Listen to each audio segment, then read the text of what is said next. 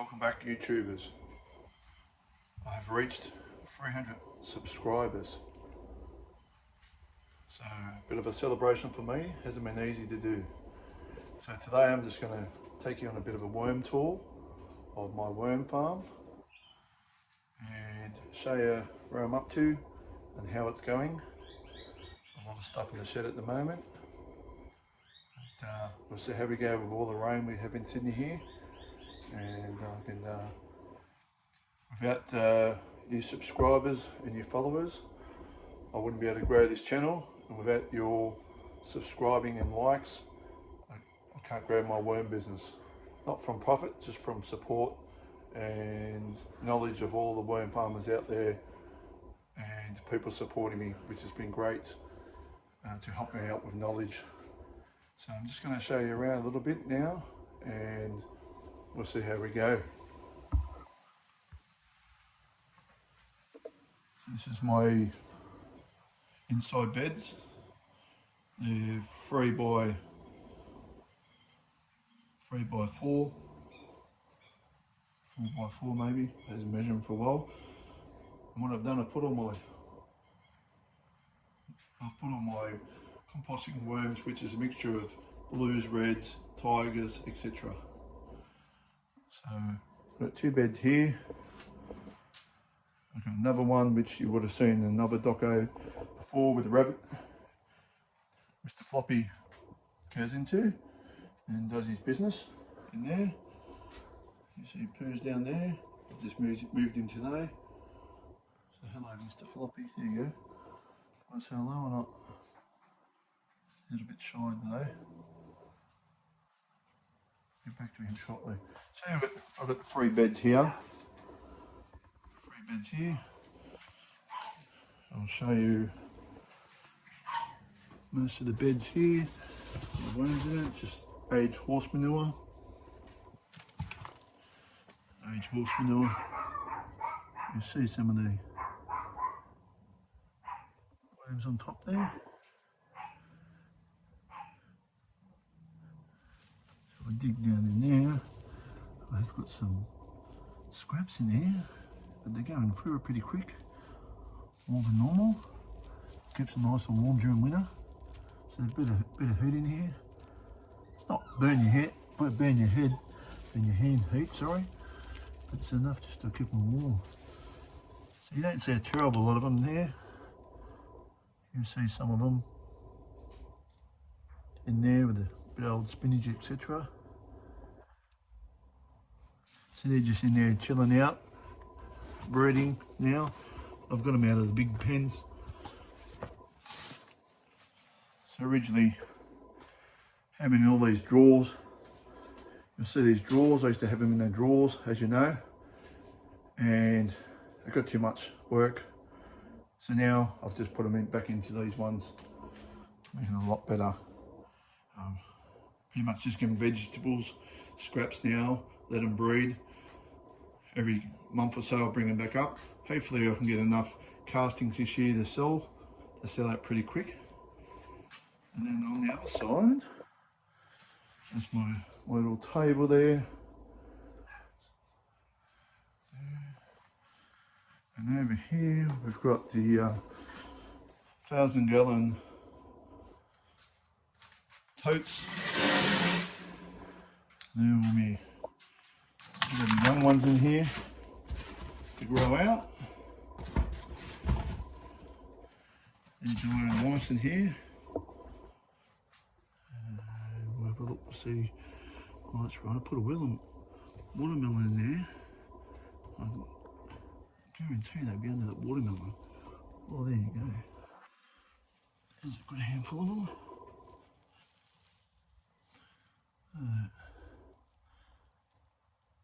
Here I'm making that moist noise. Beautiful. Just what the doctor ordered. You're into that watermelon. That watermelon has been there for a couple of weeks. I'll put that back down there, cover it up. So, yeah, the older ones starting into the mature age. I'll just have them covered up. there. And we have a totes here. These are the latest babies. So they're a little bit smaller. Stuff here. The babies there. And there's cardboard, as you can see. Oh, starting to grow a good size. There's one there. I'm pretty sure I fed them too, so we'll have a look in where the feeding area is. There you go, there's some there. They're only tiny ones, as you can see. And there are tiny ones there. You see them here and there. Some leaf mulch there. The cardboard they like. Being so small, it's very hard. That's just aged horse manure again. And they seem to like eating the cardboard wet. So we'll come back to that later. My little helpers are in here. Hey, helpers. Say hello. What have you been in the water? Holy moly. Come back here.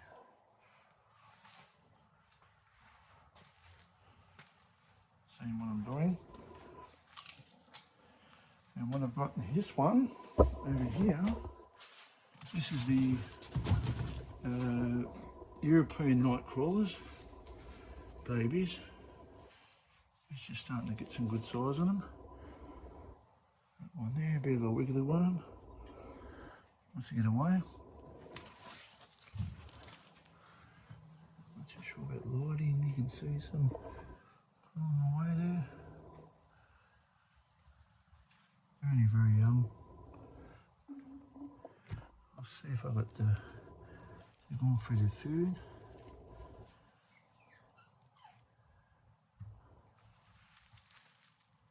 So there's someone that's lettuce leaf here. They like the food more broken down. There's that kid. But some are getting bigger. So a bit of a wiggle there. Some on here. All different sizes. First year of breeding them. So cover them back over.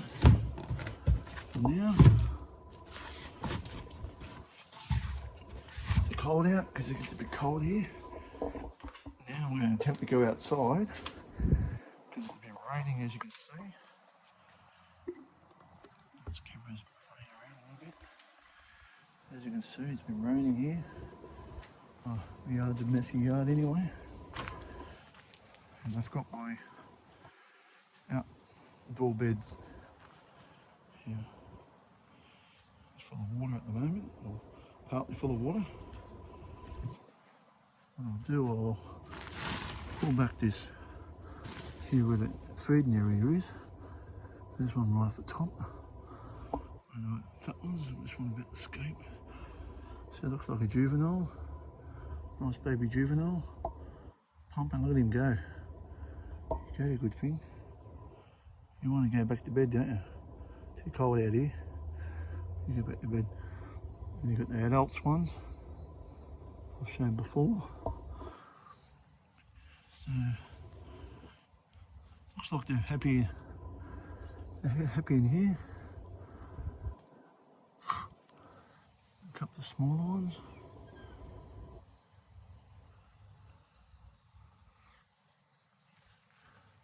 In amongst the food source, you can see in there. Loving it. Loving it there. Bit of a wiggle one. A couple of small juveniles on top. Another young one. That's my breeders, of course. Big fat mamas. Taking a while to break this potato down. You can see the little juveniles there kicking off. They don't want to be around.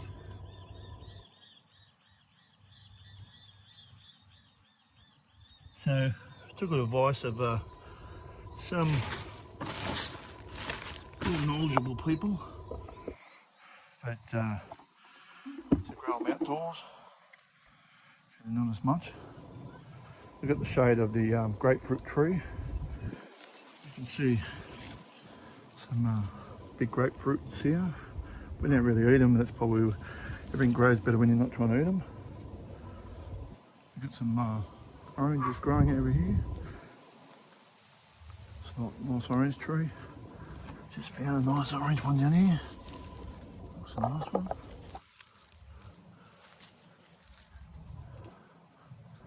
And all I do is have the bin underneath. Earthworms come up, eat all that, break it down,